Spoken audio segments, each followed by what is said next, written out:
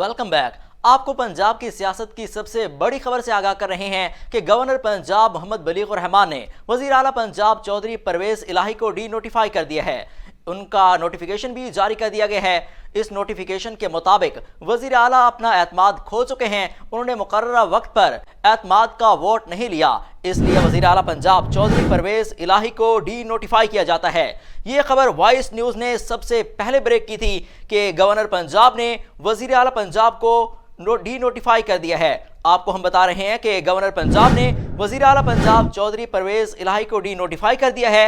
इसका नोटिफिकेशन भी जारी कर दिया गया है। इस हवाले से हमारे साथ बात करने के लिए लाइन पर मौजूद हैं खिजर भुट्टा साहब, जिन्होंने ये 8:31 पर अपने प्रोग्राम में ये खबर ब्रेक की थी, और उनके साथ senior actor person Hamza Ishtiaq साहब भी मौजूद हैं। मजीद उनसे जानते हैं।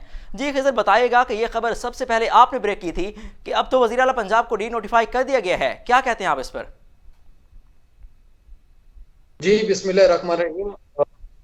सबसे पहले तो मैं ये बताता चलूं आपको कि ये है, इसके ऊपर फिलहाल आज से तकरीबन अभी कुछ घंटों से पहले ये किसी के इल्म में नहीं था कि ये खबर जो है इसी तरह डी नोटिफाई किया जा सकता है, क्योंकि सुबह से ये सुनने में आ रहा था कि नून लीग की तरफ से जो उनकी कानूनी टीम है वो सिर्फ बैठ के इस चीज को सोच रही कि जो आइन की तरफ से आइन में एक मतलब शिक है जिसकी वजह से एतमाद का वोट देने के लिए गवर्नर ने जो इजलास तलब किया,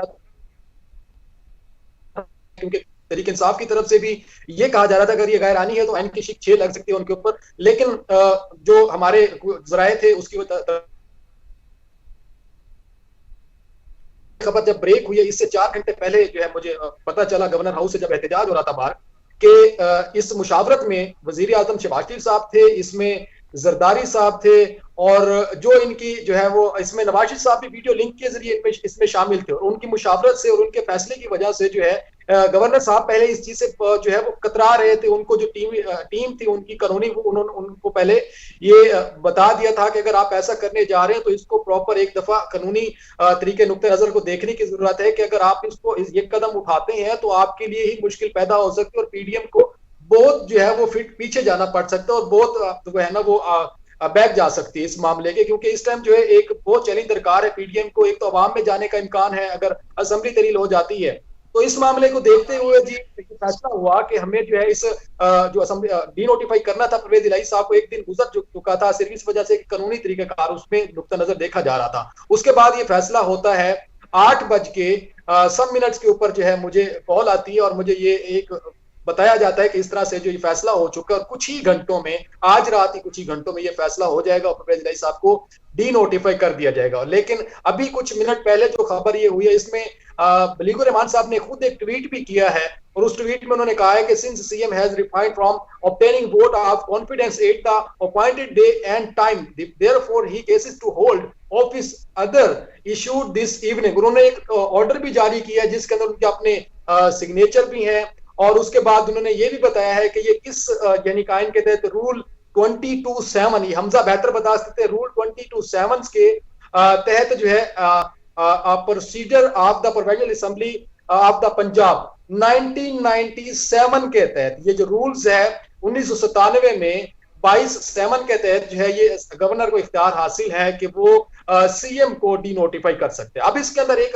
अगला मरहला जो आएगा वो ये आएगा कि अब ये मामला एक तो चैलेंज हो जाएगा अदालत में चैलेंज होने के बाद फिर इसके ऊपर अभी जब तक कोई नया वजीर आला नहीं आता परवेज इलाही साहब अभी अपने ओहदे के ऊपर काम जारी रख सकते हैं। वजीर आला हैं लेकिन वो डी नोटिफिकेशन के जरिए जो है उनको एक जो आईनी तरीका का जो कंप्लीट होने के बाद उनको इससे मुअत्तल कर दिया गया है, डी नोटिफाई कर दिया है। लेकिन से फैसला नहीं आ जाता जो अपना फवाद चौधरी है उनका बयान सामने आया, उन्होंने कहा कि उन्होंने ये नोटिफिकेशन गैर आईनी है, तो अपने काम जारी रख सकते हैं लेकिन डी नोटिफाई हो चुके हैं वो। जी खिजर, आपने सबसे पहले ये खबर अपने प्रोग्राम में ब्रेक की तो वॉइस न्यूज़ आपको सलाम पेश करता है, तो क्या तासुरात हैं आपके?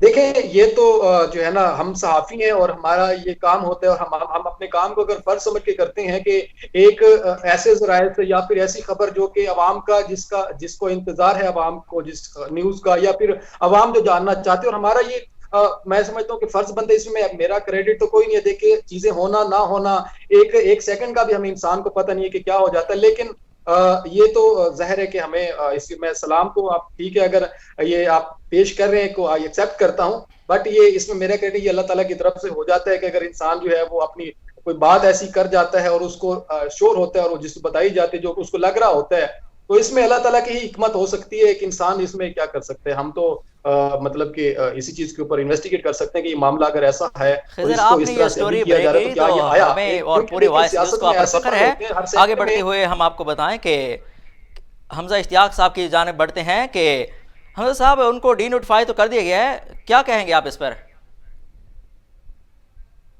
इसमें तो बहुत ज्यादा ऐसी मराहल आए हैं कि जिसमें हर सेकंड के बाद जो है मसाइल आईनी भी बरपा थे, वो मसाइल सियासी भी बरपा थे पाकिस्तान के अंदर। और इसमें जो है हर तरफ ये देखा जा रहा था कि अब सियासत में क्या हो सकता है, आइन में क्या हो सकता है, फिर हमारी मईशत का वैसे बेड़ा गर्क था।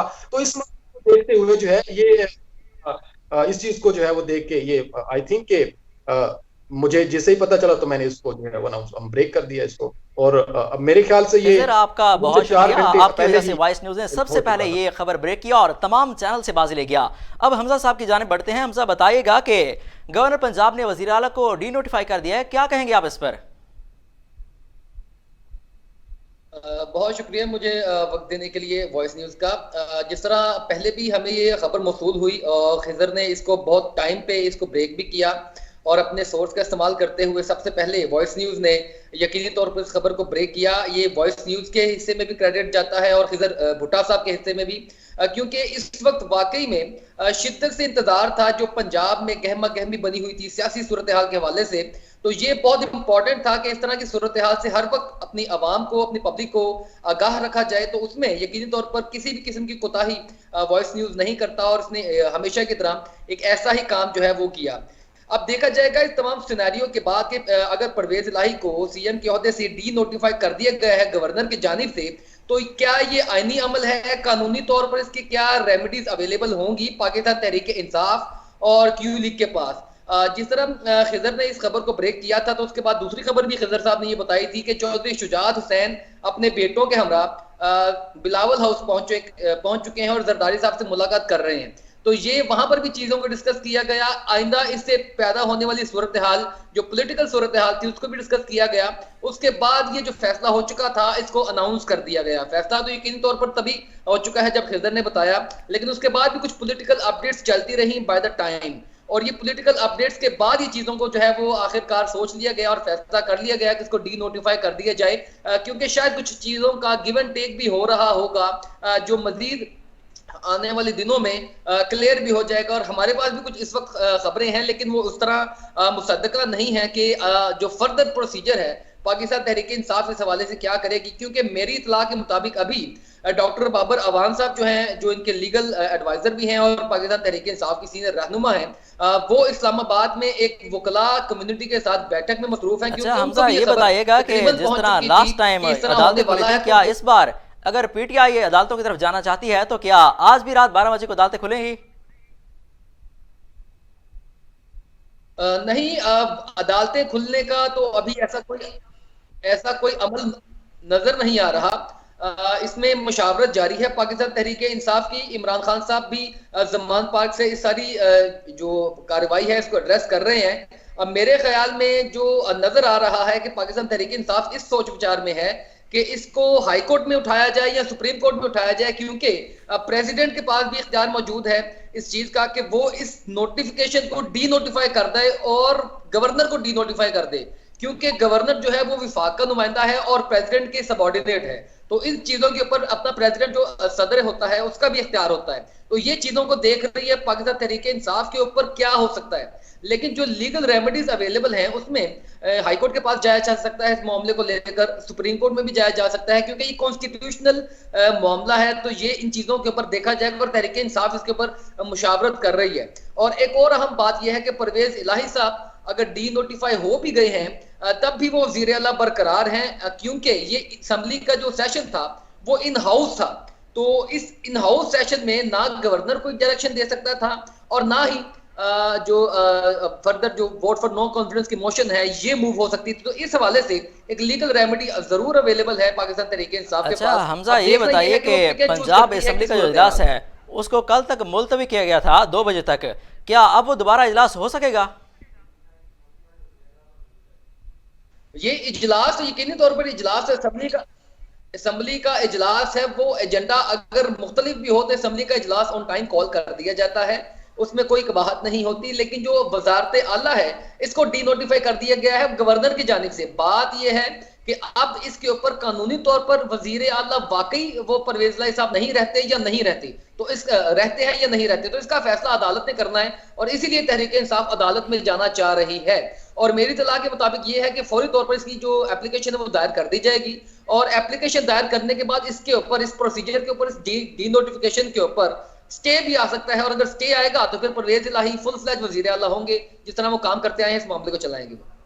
देखें, मैं यहाँ पे एक चीज ऐड करना चाहता हूँ कि अगर आप मुझे इजाजत देंगे तो एक देखें यहाँ पे अब अच्छा, मामला ये जो है बताइए वो कि एक कानूनी पार्लियामेंट से तौर निकल पर के अब इस अदालत में कार्रवाई चला को गया है। कितने अब दिन इस लगेंगे? मामले को अदालत में सुलझाया जाएगा और इस टाइम पीटीए भी मैदान में आ चुके। फवाद चौधरी साहब ने ट्वीट किया है कि जो वजीर आला पंजाब है परवेज इलाही साहब, वो अपना काम जारी रखेंगे और काबीना भी इसी तरह चलती रहेगी और उनके खिलाफ जो है वो इस टाइम जो है वो उनके कानूनी हैसियत से भी उनके खिलाफ वो अपनी कानूनी कार्रवाई करेंगे जो पाकिस्तान तहरीक इंसाफ की जमात है।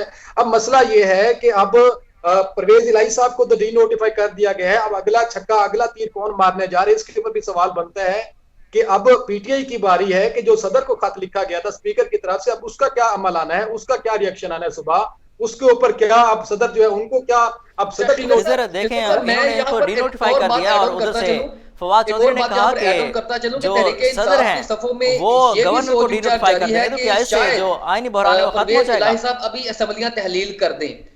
उसकी वजह यह है कि अभी तक उनको डी नोटिफाई तो कर दिया गया है लेकिन आईनी तौर पर एक बहरान नजर आता है जिसका फायदा उठाते हुए वजीर आला है अभी भी परवेज इलाही साहब और वो असेंबलियां भी तहलील कर सकते हैं। तो इस हवाले से भी सोच विचार जारी है कि हमें पहले हाई कोर्ट में जाना चाहिए या असेंबलियां तहलील करनी चाहिए या इस मामले को प्रेसिडेंट के थ्रू सॉल्व करना चाहिए। ये तीनों ऑप्शन पाकिस्तान तहरीक इंसाफ के पास अवेलेबल है इस टाइम। अच्छा हमजा, ये चीज आप बेहतर समझते होंगे शायद क्योंकि आप कानून के स्टूडेंट हैं, मेरा उतना, मैं कानून का स्टूडेंट नहीं हूं, लेकिन जो आईनी तरीकेकार है उसको हम समझते हैं। मैं सिर्फ आपसे ये एक पॉइंट मुझे बता दें कि अभी हम पहले ही इसी प्रोग्राम में जब ये स्टोरी ब्रेक की गई उसी प्रोग्राम में ये डिस्कस कर रहे थे, अगर डी नोटिफाई हो जाते हैं परवेज इलाही साहब तो क्या फिर अदम एतमाद आ सकता है या फिर उसके बाद समझ हो सकता है। तो आप ही के अल्फाज थे, अगर मैं गलत ना हूं, कि वो स्टे हो जाता है, इसके ऊपर जो है वो स्टे ले लेते अदालत में जब फैसला चल रहा है तो फिर वो असेंबली तहलील नहीं कर सकते हैं। As I am right, if you मेरी करेक्शन कर दें आप, तो अगर ये बात हुई हो या फिर अगर ऐसा है कि देखें एक मामला अदालत में चला गया है, नोटिफाई हो गए हैं वो, लेकिन मामला अदालत में चला गया है तो फिर उनके नहीं है असेंबली। अच्छा खिजर, ये बताइए कि वजीर आला पंजाब को डी नोटिफाई तो कर दिया गया है, क्या जो पाकिस्तान तहरीक इंसाफ है वो केपी के असेंबली को तहलील करेगी अब? देखें, ये एक आप तो आउट ऑफ द वे जाके कंटेंट क्वेश्चन कर रहे हैं। फिलहाल पंजाब का इस टाइम मसला है, केपीके का मसला तो बात किया और वो तो वाजे है कि उस केपीके असेंबली को डिसॉल्व अभी नहीं किया जा रहा, वो तो एक अलग इशू है। लेकिन इस टाइम मामला पंजाब का, पंजाब में पंजाब से हट के वजीर आला का मसला हो चुका है, तो ये अब मामला अदालतों के अंदर है, एक आईनी बुरहान पैदा हो चुका है पाकिस्तान के अंदर। आज रात के 2 बज रहे हैं और इस टाइम जो है, देखिए ये मामला सिर्फ पंजाब का नहीं है, तहरीक इंसाफ ने ऐलान किया था कि वो इन दोनों असेंबलियों को इकट्ठे तहलील करेंगे। आईनी बुरहान हो सकता है, अल्लाह ना करे, पैदा हो और ये मामला कहीं ना कहीं जो है, जिस तरह आईजी चेंज कर दिया गया, रेंजर्स को लगा दिया गया, उसके बाद मामला जो है वो खराब हो। देखें खिजर साहब, अच्छा खिजर, देखें कि जो पाकिस्तान तहरीक इंसाफ है उसने ऐलान किया था कि दोनों असेंबलियों को इकट्ठे तहलील किया जाएगा, तो इसलिए पूछा गया। जी जी खिजर, देखें आप कह रहे थे ना कि मतलब अभी पंजाब असेंबली का मामला है, ये सिर्फ पंजाब का मामला नहीं है क्योंकि तहरीक इंसाफ ने ऐलान किया था कि वो इन दोनों असेंबलियों को इकट्ठे तहलील करेगी। ये तो ऐलान किया था, लेकिन उसके बाद उन्होंने केपी की असेंबली को तहलील नहीं किया। पंजाब का मामला हल नहीं होता। हम बात करें वजीर आला की, इस टाइम बात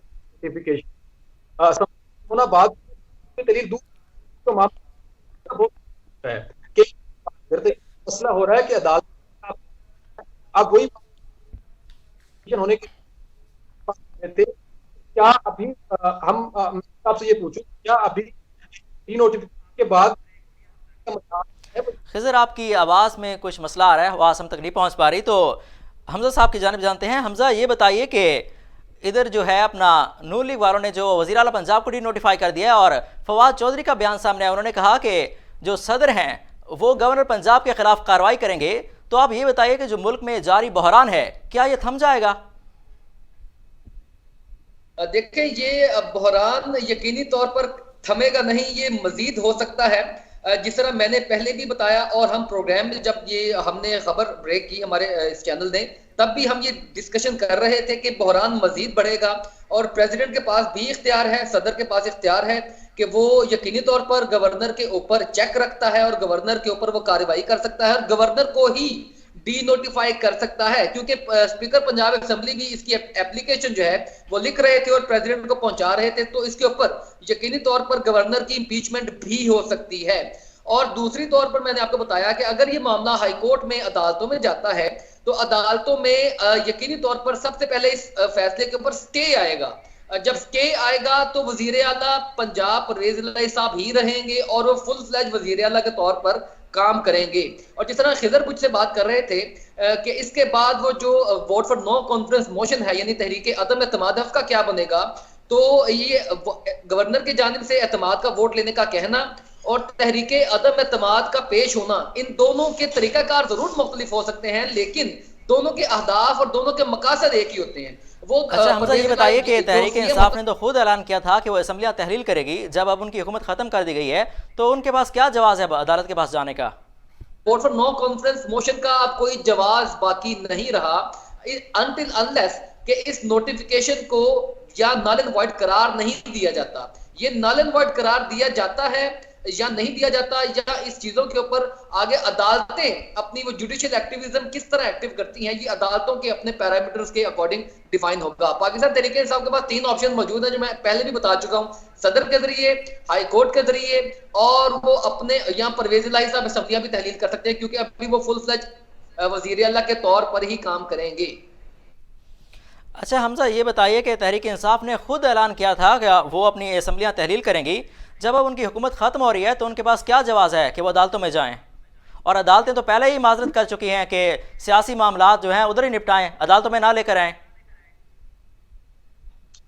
ये अदालतें जो मर्जी कहती रहें, अदालतें जो मर्जी कहती रहें, जब भी कोई मुतासर होगा, कोई असेंबली मुतासर होगी, कोई शख्स मुतासर होगा, अगर पार्लियामान मुतासर होगी, तो यकीनी तौर पर जुडिशियल रिव्यू का इख्तियार अदालतों के पास ही होता है और वो आइन और कानून की मुहाफिज होती हैं।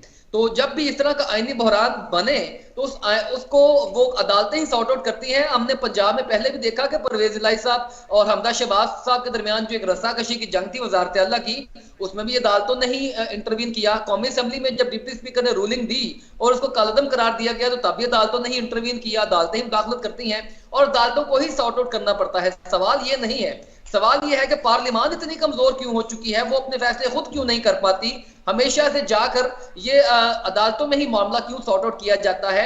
ये बहुत देर पहले से ही चीजों को प्लान ये बताइए कि जो मामला जाना ही फवाद चौधरी का बयान सामने आया, उन्होंने कहा कि गवर्नर पंजाब को ओहदे से हटाने की तैयारी कर ली गई है। ये नहले पर दहले फेंकने वाली सिचुएशन क्रिएट की जाती है ताकि इन चीजों को सियासी तौर पर मोनोपोलाइज किया जाए, जो कि पीडीएम अपनी जगह से और पाकिस्तान तहरीक इंसाफ अपनी जगह से डिरेल कर रही हैं और अदालतें इंटरवीन नहीं करेंगी तो फिर इस मुल्क का वाली वारस कोई नहीं रहेगा, कोई भी बचा नहीं सकेगा इस आईनी बहरान को। अच्छा हमजा, की जो फवाद चौधरी है उनका ताज़ा तरीन बयान सामने आया, उन्होंने कहा कि गवर्नर पंजाब को हटाने की तैयारियां की जा रही हैं, क्या कहेंगे आप इस पर? मैं बिल्कुल यही बात कर रहा हूं कि गवर्नर पंजाब को हटाने की तैयारी प्रेसिडेंट के थ्रू की जा सकती है और वो इसके मुताबिक उनके पास ऑप्शन मौजूद है और वो इसको अवेल करेंगे। यकीनी तौर पर वो प्रेसिडेंट के जरिए सदर मुमलिकत आरिफ अलवी साहब इस नोटिफिकेशन को भी डी नोटिफाई कर सकते हैं, डी नोटिफिकेशन को, और इसके ऊपर जो गवर्नर है उसको भी डी नोटिफाई कर सकते हैं। ये इख्तियार प्रेसिडेंट के पास मौजूद है। अब देखना ये है कि पहले किसका जो पहले नोटिफिकेशन है वो किसका प्रिवेल करेगा और इसका फैसला अदालतें ज्यादा बेहतर तरीके से कर सकेंगी। अच्छा हमजा, ये बताइए कि जो सदर पाकिस्तान है वो जो है अपना वज़ीर आज़म की एडवाइस पर अमल करने के पाबंद हैं, तो वो किस तरह इनको मतलब करेंगे डी नोटिफाई? आपकी क्या है इस बारे में, कानूनी नुकात क्या है? देखिए, वजीर आजम के पाबंद जरूर हैं जिस तरह गवर्नर साहब भी वजीर अल्लाह के पाबंद होते हैं, इसी तरह जो गवर्नर साहब वजीर आजम के भी पाबंद जरूर होंगे, लेकिन ये बात है अब नहले पे दहला फेंक देंगे। हर इंसान अपनी अपनी जगह पर इसको छक्का मारने की कोशिश करेगा, एक आईनी बहरान क्रिएट करने की कोशिश करेगा। यही तो बात मैं कर रहा हूं कि अगर वो प्राइम मिनिस्टर की एडवाइस से भी करेंगे या वो जरूरी भी है, फिर भी अगर सदर नोटिफिकेशन कर देंगे तो इसका फैसला कौन करेगा कि नोटिफिकेशन जो हुआ है वो आईनी है या नहीं, तो या गवर्नर को जो हटाया जा रहा है वो आईनी है या नहीं। इस मामले को अदालतें ज्यादा बेहतर तरीके से करेंगी, चाहे प्राइम मिनिस्टर करे भी, ये फैसला अदालतें करेगी। सबसे इंपॉर्टेंट बात याद रखिएगा कि अदालतों में इस जवाब से जाया जा सकता है, अदालतों में इस जवाब से जाया जा सकता है कि जो असेंबली का सेशन था वो इन हाउस था, इन हाउस सेशन में। यहाँ पर वक्त हुआ एक शॉर्ट ब्रेक का, हमारे साथ रहिए।